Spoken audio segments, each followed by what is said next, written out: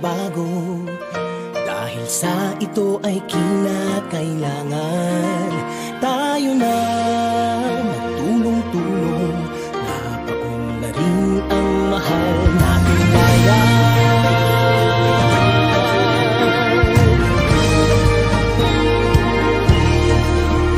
Panahon na magbabago at iayos ang mga dapat ayusin. Dapat lang maging tungkulin ng bawat mamamayan dito sa atin. Ng pagbabago patungo sa pag-asenso, magsikap ng mabuti at ng guminhawa tayo. Bago malaki natin sa mundo at ipamalas ang bagong